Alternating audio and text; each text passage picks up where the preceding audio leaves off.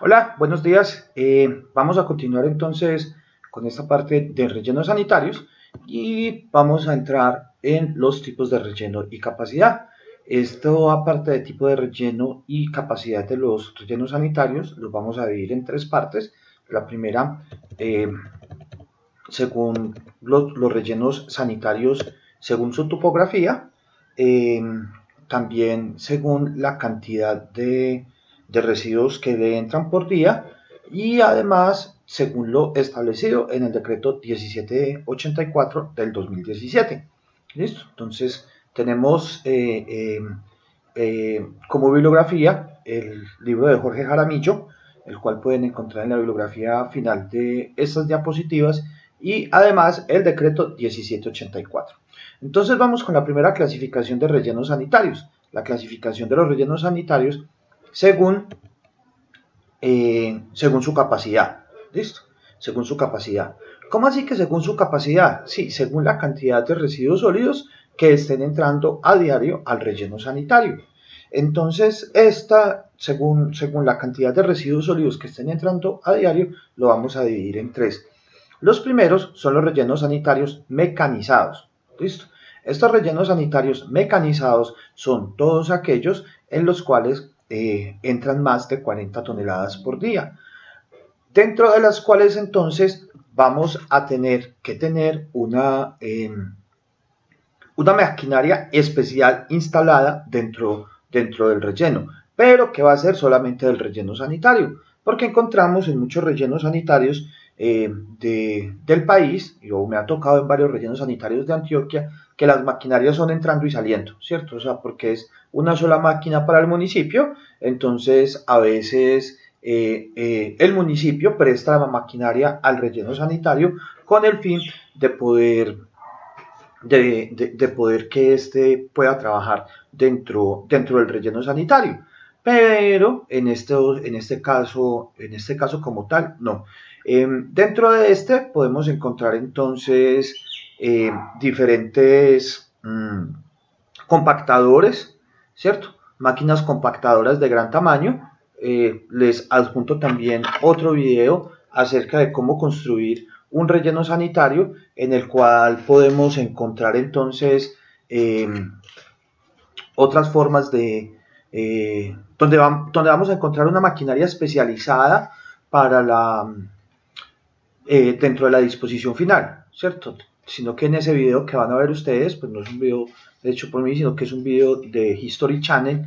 En ese video encontrarán unos compactadores de gran tamaño, los cuales son manejados a partir de sistemas de información geográfica. Entonces, ese les queda a ustedes como para que lo vean.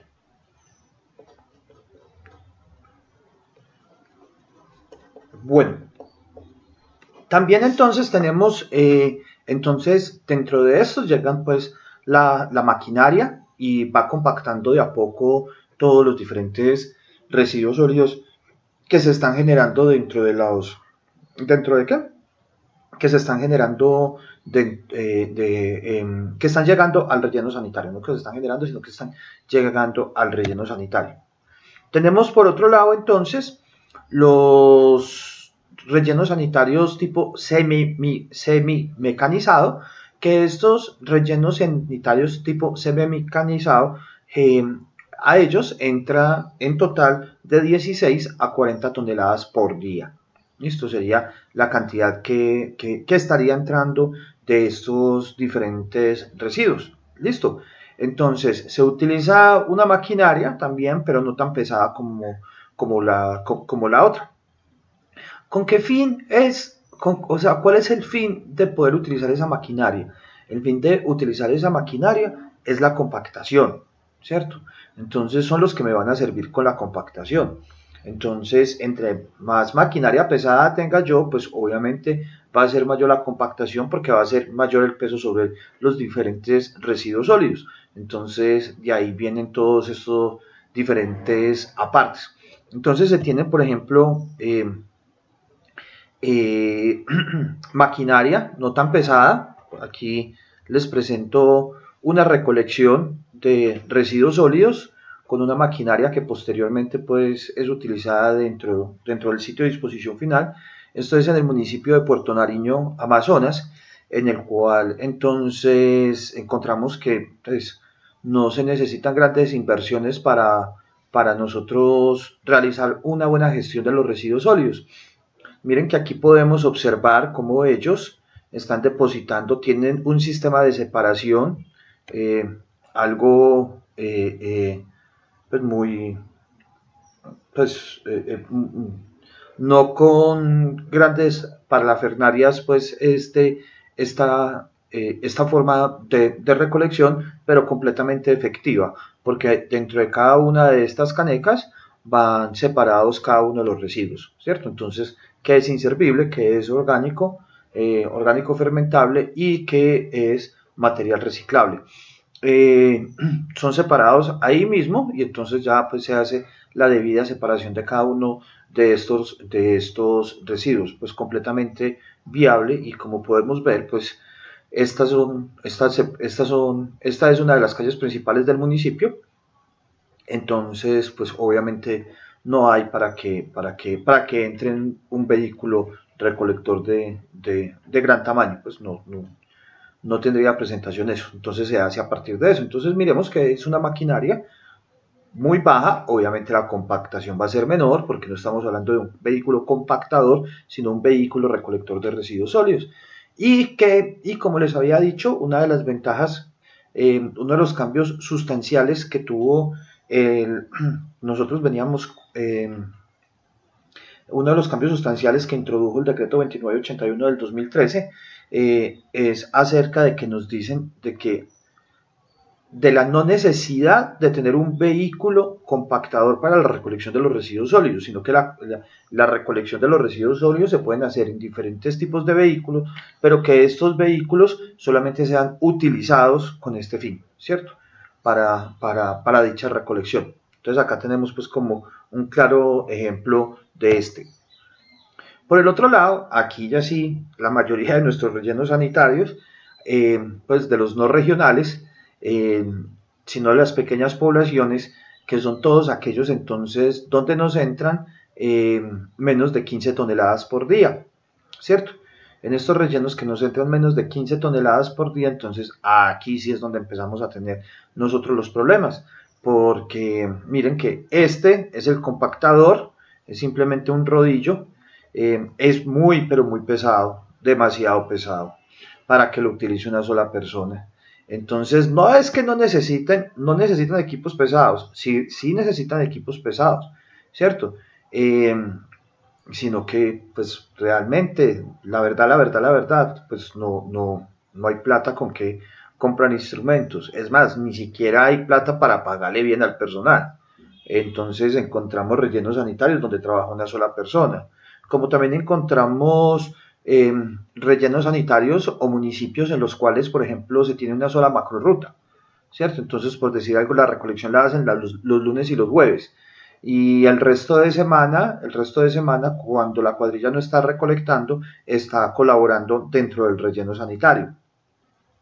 Pero recuerda lo que les acabo de decir acerca del vehículo. Me he encontrado con municipios donde el carro recolector, pues, o me tocó en un municipio donde en el carro recolector por la mañana recogía residuos, por la tarde llevaba caña, más tarde recogía unos niños en una escuela de una vereda, o sea, ese carro hacía de todo. Entonces, para ese caso, pues no se tenía una cuadrilla establecida para que colaborara dentro del relleno sanitario, entonces teníamos una sola persona dentro de ese relleno sanitario. ¿Listo? Entonces, esa es una de las grandes problemáticas que tenemos en cuanto a eso. Listo, entonces tendríamos... ¿cuántas toneladas por día entran aproximadamente a un relleno sanitario manual? Entran aproximadamente menos de 15 toneladas por día. Entonces, ¿qué tenemos que hacer nosotros? Tenemos que hacer los cálculos para poder determinar cuánto es la cantidad de residuos sólidos que entran al relleno sanitario, ¿cierto? La cantidad de residuos sólidos que entran al relleno sanitario con el fin de poder decir si el relleno sanitario es un relleno sanitario manual o es un relleno sanitario mecánico o es un relleno sanitario semimecánico. ¿Listo? Por el otro lado, entonces, vamos a tener el segundo método para determinar qué clase de relleno sanitario tenemos. Entonces, va a ser según su método de construcción, ¿cierto? Pero para este método de construcción, entonces vamos a tener en cuenta dos particularidades muy grandes, ¿cierto? Primero que todo, la topografía, ¿cierto? La topografía de la zona, porque pues la topografía realmente es algo muy importante y sobre todo en un país como Colombia, con unos relieves y unas pendientes muy, pero muy altas, que a veces se encuentran unos rellenos sanitarios y que uno dice, pero ¿cómo construyeron esto acá? Yo sí, pues ahí sí me le quito el sombrero a nuestros ingenieros colombianos porque es que realmente sí, es muy fácil construir un relleno sanitario en una zona plana, pero muy difícil construir un relleno sanitario en donde, en una zona altamente montañosa. ¿Listo? Entonces, es una de las grandes problemáticas que tenemos en cuanto a eso. Entonces, a partir de eso que les estoy diciendo, entonces vamos a tener el método de construcción. Y recuerden que habíamos dicho que el artículo, perdón, el artículo número 6 del decreto 838 nos habla acerca de unas restricciones y unas prohibiciones sobre el diseño de rellenos sanitarios, ¿cierto? Y una de las restricciones que se tienen dentro de él es lo que tiene que ver con el nivel freático de los residuos sólidos. El nivel freático del relleno sanitario, el cual entonces, ¿qué nos dice el decreto 838? Nos dice que debe de tener una restricción cuando el nivel freático se encuentra por encima de los 5 metros, ¿cierto? O sea, que no podemos hacer ninguna construcción si el nivel freático se encuentra por debajo de este. Entonces ahí vemos cómo tendríamos una problemática acerca de ello. Como les como les había dicho, para nosotros eso no va a ser una restricción, sino que va a ser una prohibición de diseño dentro de la asignatura, para que lo podamos tener, por más geomembrana que pongamos. Entonces el primer método constructivo lo vamos a denominar el tipo trinchera o tipo zanja, el cual entonces se tiene en zonas planas, pero zonas planas donde se tienen unos niveles freáticos altamente profundos, ¿cierto? O sea, ¿de más de cuánto? De más de 5 metros. Porque lo que hacemos entonces es que hacemos una serie de zanjas, tal y cual como están acá. Acá tenemos 5 zanjas, se tiene acá el terreno, acá está la zona plana, y apenas acá se tiene acá la zona plana. Inmediatamente entonces construimos las zanjas, obviamente las recubrimos con geomembrana y posteriormente empezamos a depositar. ¿Listo? Lo que hay que ver es cuánto es la vida útil de cada zanja. Por ejemplo, cada trinchera acá, digamos que tiene una vida útil de 2 años, supongamos que cada uno va a tener una vida útil de 2 años, o sea ¿cómo así que una vida útil de 2 años? Sí, que a cada uno de ellos vamos a poderle depositar residuos sólidos durante 2 años. ¿Listo? Entonces la pregunta es, si cada una me va a durar 2 años, ¿es necesario abrir todo esto de una vez? No.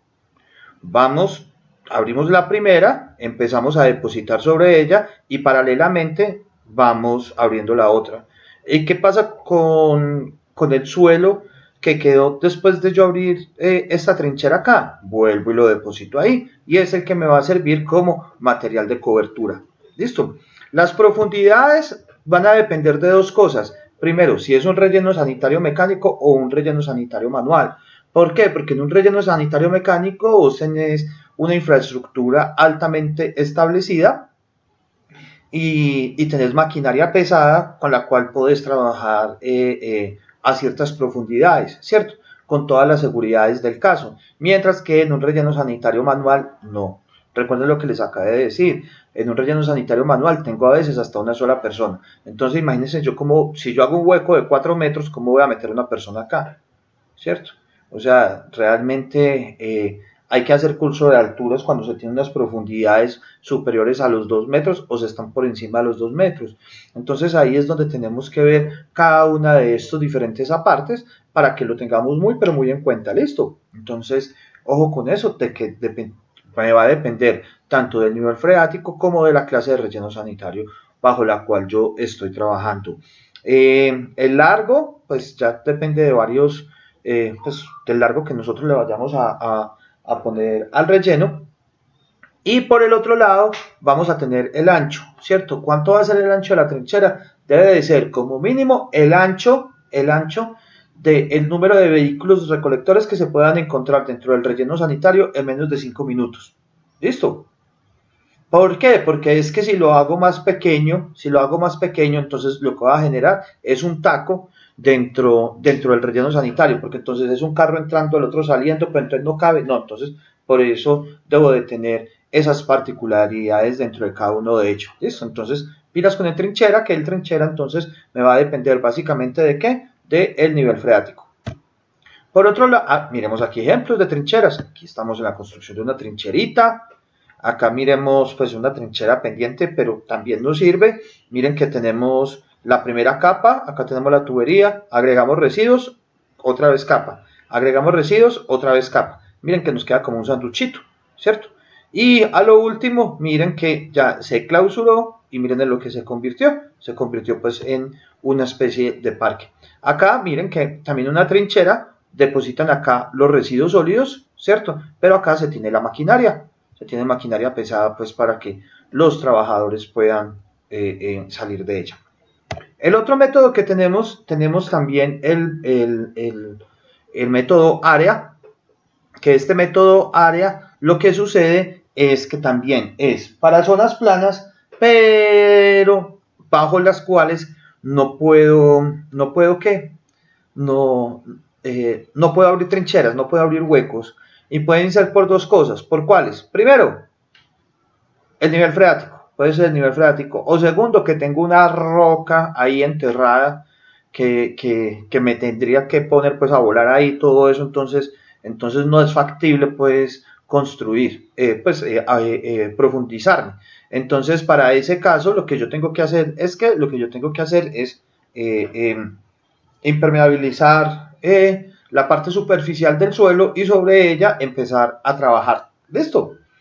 Miren que lo del nivel freático es muy importante porque es que si el nivel freático es alto, si yo hago un hueco inmediatamente me va a salir agua, ¿cierto? Entonces ahí lo que tendría sería gran cantidad de problemas acerca de ese. En clase les voy a mostrar, porque pues estoy en otro computador, les voy a mostrar fotos de lo que pasa cuando no se hace un buen manejo de del nivel freático.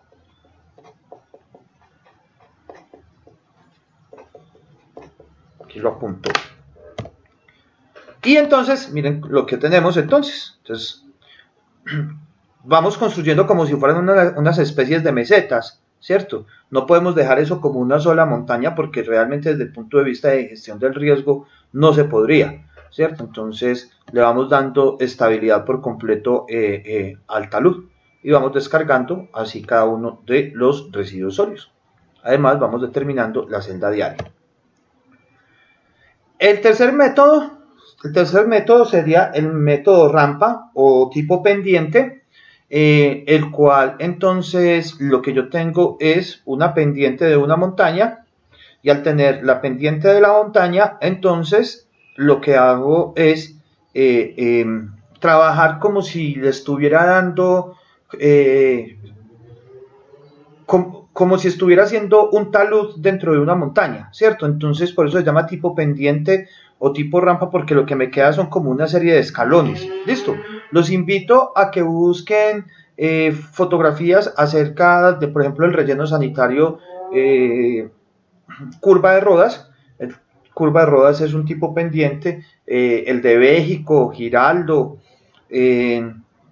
son también de esta clase de tipo de rellenos sanitarios, pero el más grande pues sí es este relleno sanitario que les digo que es curva de Rodas. De él pueden ver cada uno de ellos. Entonces en curva de Rodas lo que van a ver es como se puede ver en la autopista Medellín-Bogotá, pues ahí toda esa zona es una zona de alta pendiente, pues no puedo tener eso como simplemente una ¿qué? Pues no lo puedo trabajar como una forma plana, sino que lo trabajo de una forma escalonada. Entonces lo van a ver ahí, cómo es este método ramp, para que lo puedan ver por favor. Y por último tenemos el relleno sanitario combinado, en el cual se pueden combinar, pues casi siempre lo que se combina es un tipo trinchera con un tipo área, y realmente el futuro de cualquier relleno sanitario tipo trinchera es convertirse en un relleno sanitario combinado, porque lo que pasa es de que estamos depositando acá en la trinchera, listo, apenas deposito acá en la trinchera, entonces como ya llegué al ras del suelo, inmediatamente ¿qué hago? Sigo para arriba, y al seguir para arriba entonces, este sería la cobertura que tendría. O también se puede tener de que tenga una pendiente, en la parte plana puedo hacer trinchera, en la tipa pendiente hago la pendiente y ya después los puedo unir por un tipo área. O sea, eso ya es en campo lo que me va dando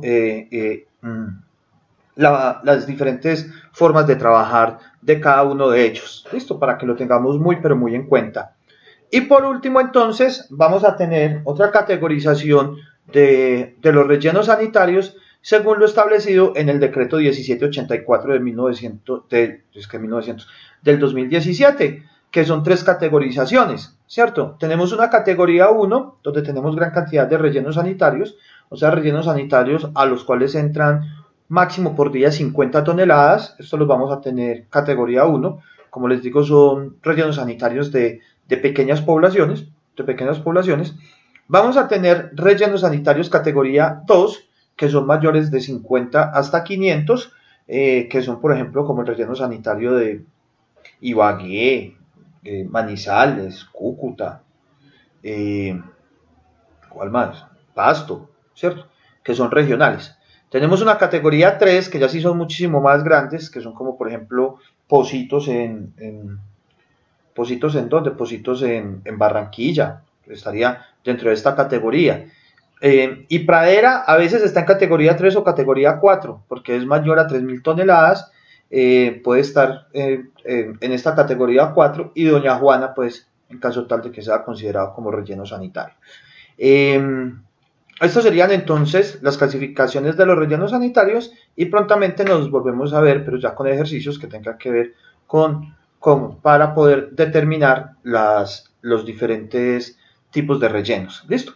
Para terminar entonces vamos a ver unas ventajas y limitaciones que se tienen en cuanto a los rellenos sanitarios. Entonces, una de las ventajas que tienen los rellenos sanitarios son que tienen menores costos de operación, ¿cierto? O sea, es muchísimo más barato la operación, pero el problema es que esa operación al largo tiempo lleva gran cantidad de costos.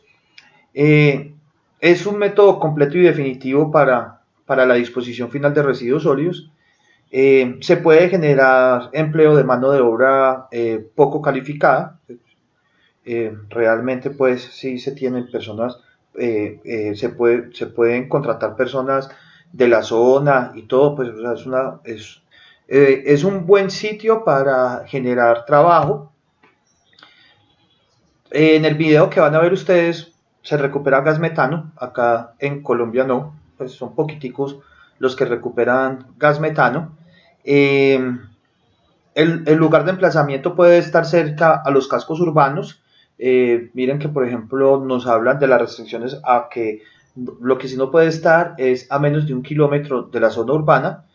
La recuperación de terrenos de la cuales habíamos hablado acerca de las zonas erosionadas. ¿Puede comenzar a funcionar en corto tiempo? Sí, después de conseguir la licencia ambiental, de una. Se puede empezar rápidamente.